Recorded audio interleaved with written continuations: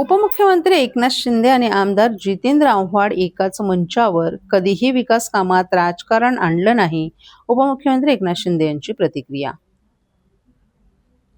कळवा येथील यशवंतरामा साळवी तरण तलाव पुनर्विकास आणि बहुउद्देशीय क्रीडा संकुलाचं भूमिपूजन पार पडलं असून यावेळी बोलताना उपमुख्यमंत्री एकनाथ शिंदे यांनी नगरविकास मंत्री असताना विरोधी पक्षाचे आमदार जितेंद्र आव्हाड यांच्या मतदारसंघातील कामांच्या फाईल्सवर मध्यरात्री 2:30 वाजताही सह्या केल्याचं सांगत कधीही विकास कामात राजकारण आणलं नसल्याचं सांगितलं.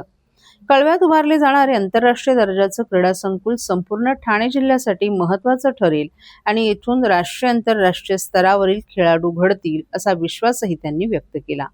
यावेळी आमदार जितेंद्र आव्हाड यांनीही शिंदे यांच्या सहकार्याचं कौतुक करत मतदारसंघाच्या निधीसाठी त्यांचं सहकार्य नेहमीच लाभल्याचं सांगितलं. या कार्यक्रमात विधान परिषदेचे उपसभापती सचिन आहेर यांच्यासह इतरही मान्यवर उपस्थित होते.